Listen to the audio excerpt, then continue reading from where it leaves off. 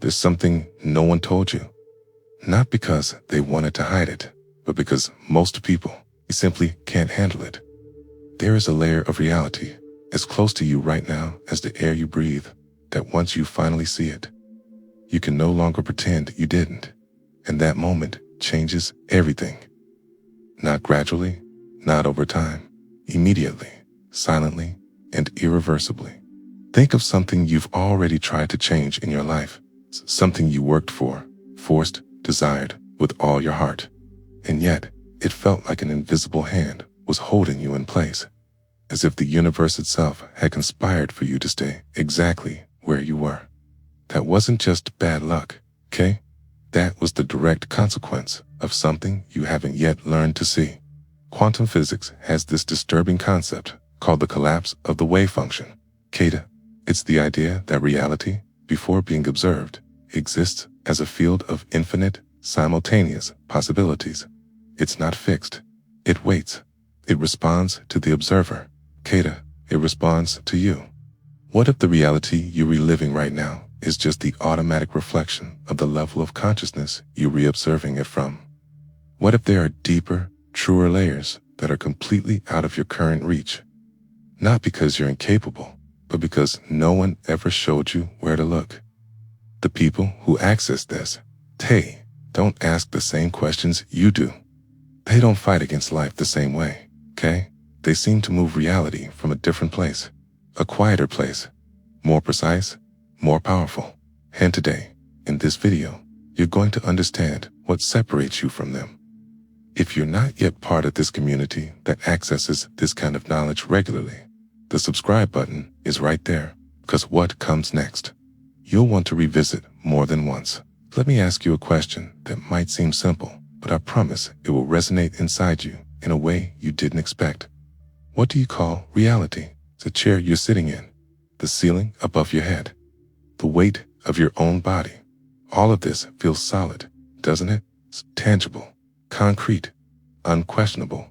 But here's what modern physics has discovered, and what very few people have truly absorbed on a deeper level. None of this is solid. Absolutely nothing. If you took an atom, the basic unit of everything, and enlarged it to the size of a cathedral, the nucleus would be smaller than a grain of sand in the center of that immense space. The rest is just void, space, vibration.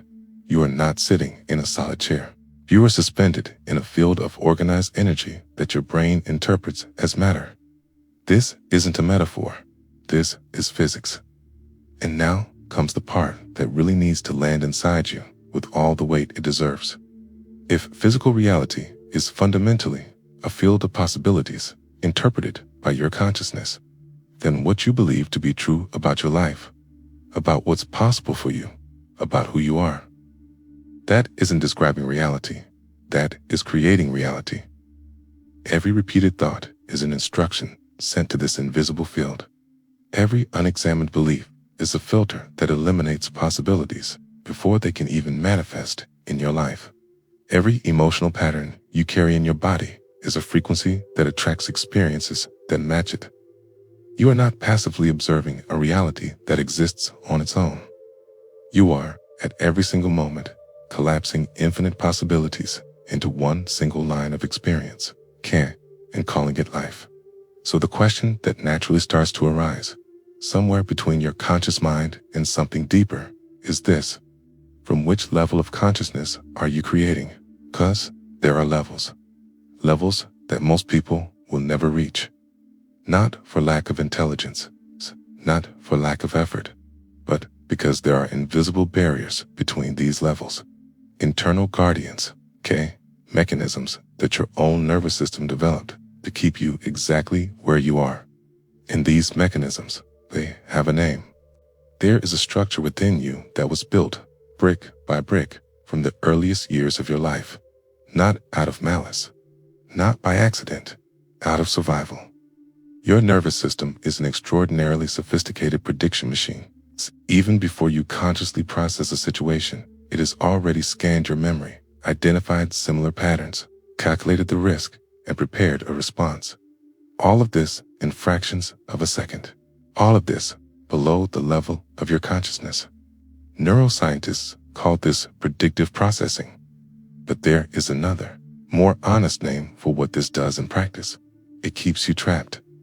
Not because your brain is your enemy, but because it was programmed at a time in your life when you had no choice over what to absorb. When you were a child, every intense experience, every moment of pain, every repeated pattern around you was recorded as absolute truth about how the world works. Tate and those recordings, they are still running. Right now, while you watch this video, while you think about money, about relationships, about what is possible for you, you are not just using your adult, rational, and capable mind. You are filtering everything through an emotional architecture that was built by a child trying to make sense of a world they did yet fully understand. This explains something, doesn't it? Explains why you can intellectually understand what you need to do, and yet still not be able to do it. It explains why you can get close to something you've always wanted and unconsciously sabotage it at the most crucial moment. It explains why certain situations seem to repeat in your life with a disturbing consistency. It's as if the universe were playing the same lesson on a loop, waiting for you to finally see it from a different angle. Neuroplasticity, the documented ability of the brain to reorganize its neural connections at any age, tells us something extraordinary. These recordings are not permanent, none of them.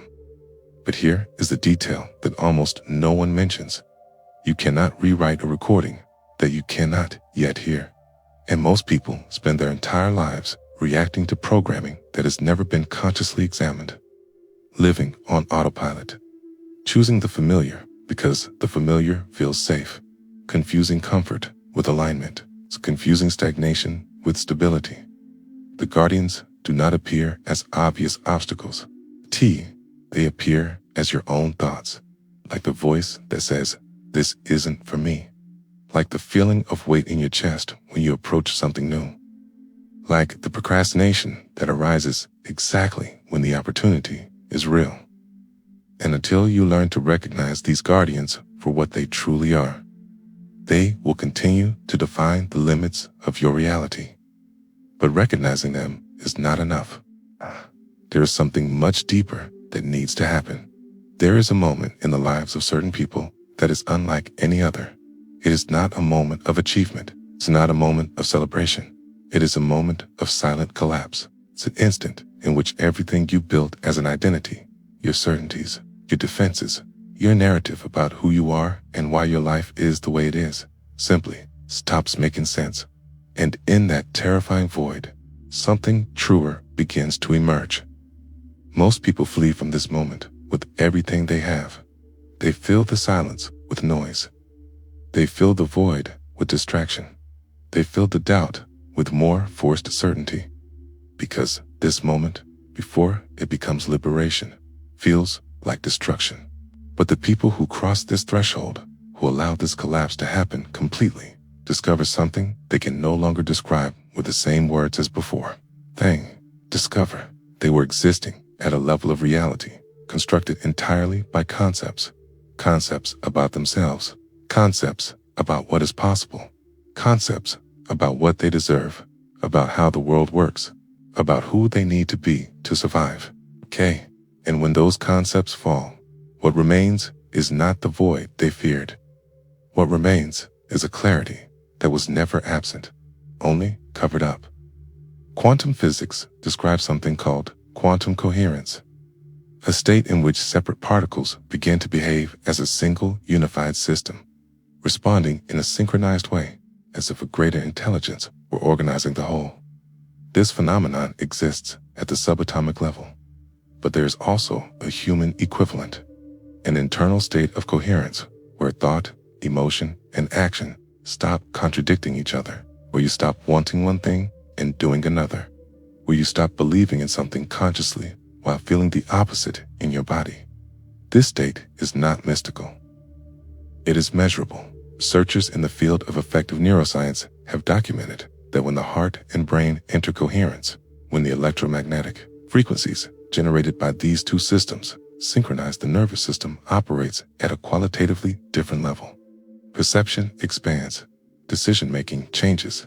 The ability to sustain intention under pressure increases dramatically. But here is what no one taught you in school. This state of coherence is not achieved by willpower. It is not achieved by effort. It is achieved by the dissolution of what prevents it from happening naturally. And what prevents this state, in most people, is not a lack of knowledge. It is the presence of something very specific in the body, something that was installed so early, so deeply, that it came to be mistaken for personality, for identity, for you. But it is not you. It never was. Again, when you begin to feel, not just understand, but feel the difference between what you truly are and what has been superimposed upon you over the years, something happens that cannot be undone.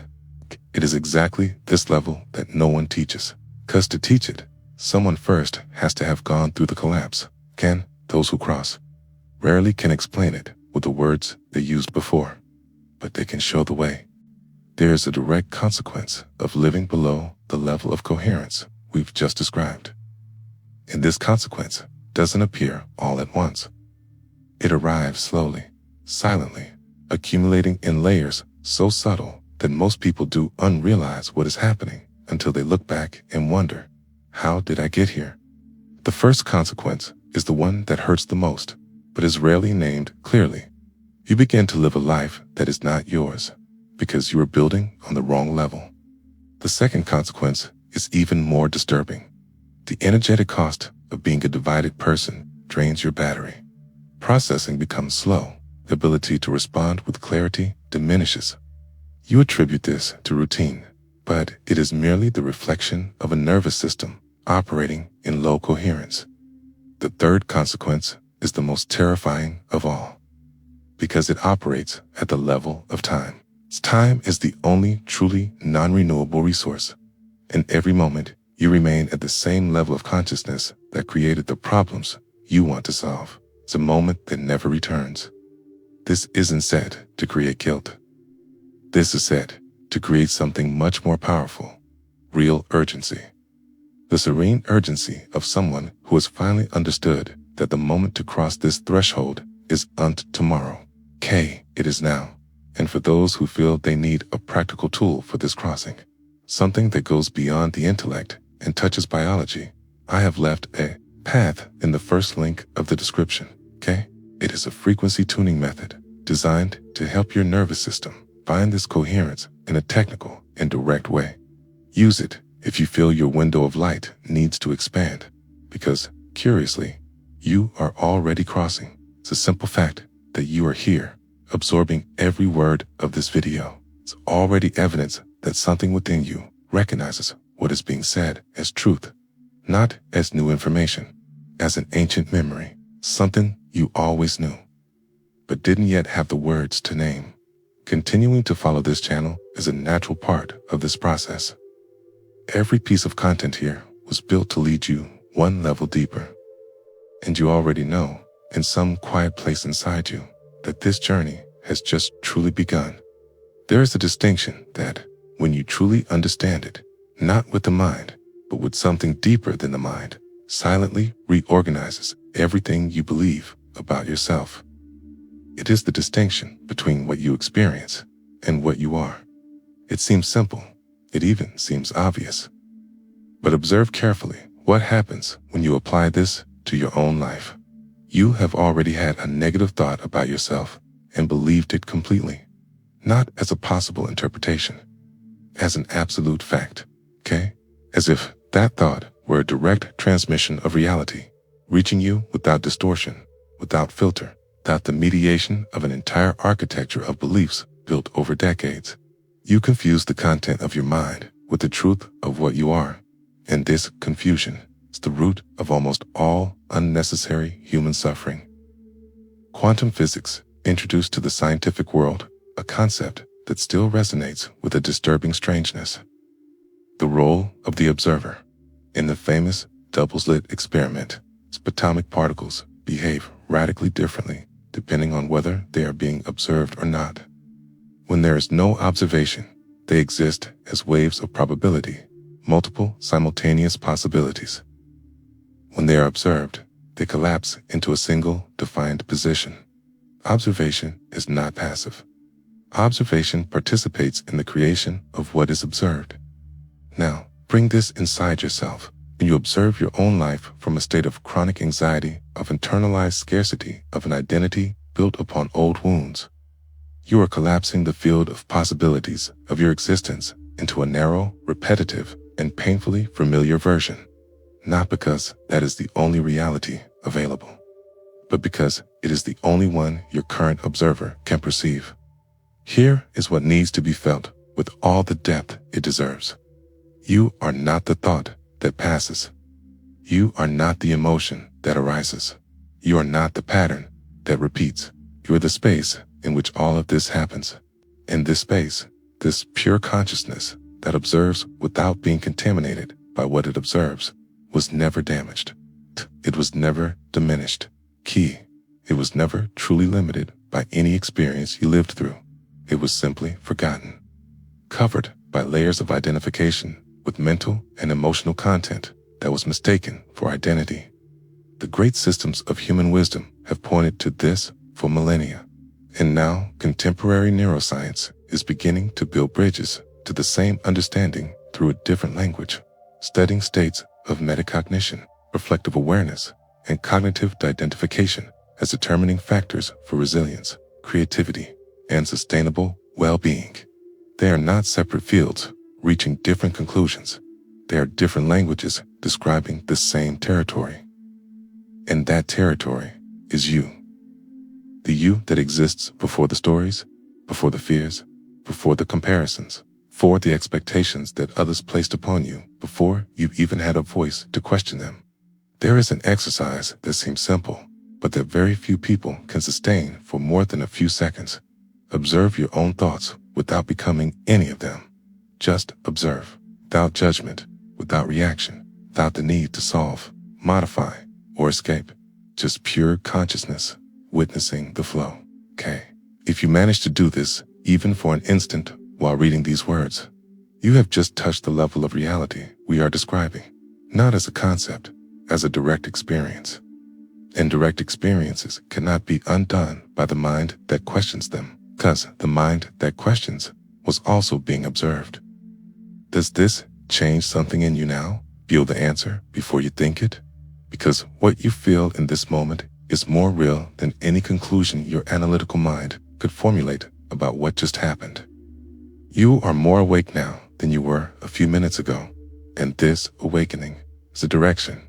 Have you ever felt lost? Okay, like you're just going through the motions, following a script someone else wrote for you? I know I have. For years, I felt like I was wearing a mask, playing a part that wasn't really me. I was a high achiever, ticking all the right boxes, good grades, a stable job, the whole 9 yards. But deep down, something felt off. There was this quiet whisper, a sense of emptiness that I just couldn't shake. No matter how much I accomplished, it was like I was a passenger in my own life, watching it unfold from a distance. The person in the mirror felt like a stranger. That feeling, that disconnect, is what kickstarted my journey. It wasn't a single, dramatic moment, but a slow, creeping realization that I needed to change. Carrie, I started asking myself some really tough questions. Who am I, really? What do I actually want out of life, beyond what society expects? What makes me feel alive? Honestly, I didn't have the answers. And that was terrifying. The first step was simply admitting to myself that I was lost, and that it was okay to not have it all figured out. It was about giving myself permission to be a beginner again, to explore without a map. My journey began with small, intentional steps. I started a journal, not a Dear Diary kind of thing, but a raw, unfiltered space to dump all my thoughts, fears, and frustrations. I wrote down everything, no matter how messy or contradictory it seemed. This simple act of writing helped me untangle the knots in my mind. It was like having a conversation with myself, a self I hadn't spoken to in years. I started to see patterns, to recognize the limiting beliefs I held about myself and the world. Beliefs like I'm not creative or I have to play it safe. Then I started to say yes to things that scared me a little. Okay? I took a pottery class, even though I was convinced I had zero artistic talent. My first few creations were lopsided disasters, but something incredible happened.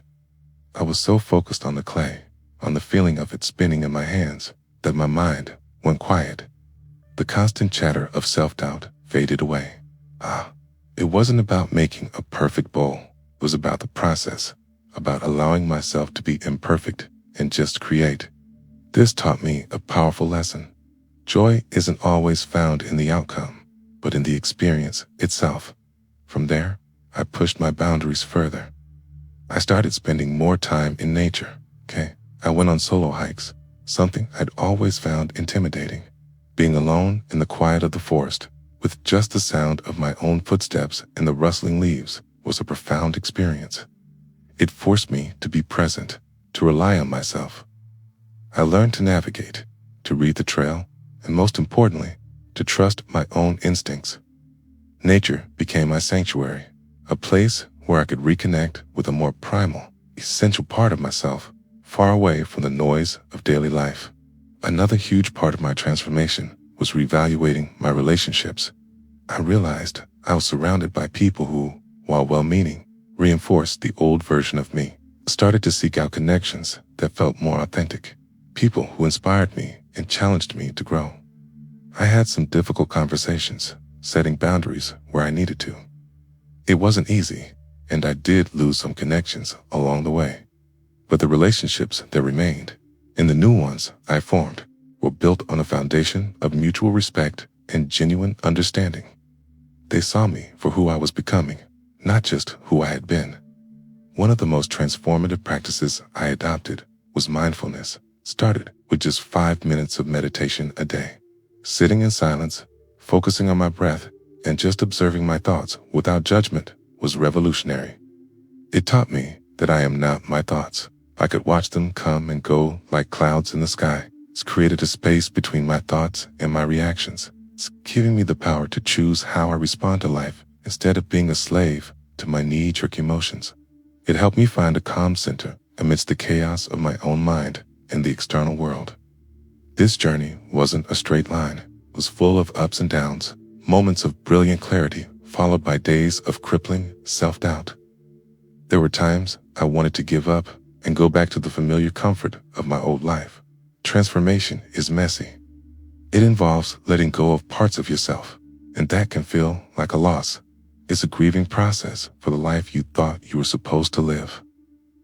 But every time I felt like quitting, I would look back at how far I'd come. I'd read my old journal entries and see the person I was, and I knew I couldn't go back. The person I am today is so different from who I was when I started. I'm not fixed or perfect. I do unthink that the goal, but I am more myself. I feel more alive, more engaged, and more at peace. I've changed careers to something that aligns with my passions, even though it's less conventional. I make time for creativity, for nature, for the people who truly fill my cup. The quiet whisper of emptiness has been replaced by a sense of purpose and a deep inner knowing. I trust myself now. I know how to listen to my own intuition. If you're feeling lost right now, please know that you're not alone. And more importantly, know that you have the power to change your story. Your journey of self-discovery will be unique to you. It might not involve pottery or solo hikes. It might be learning a new language, volunteering, traveling, or simply learning to rest.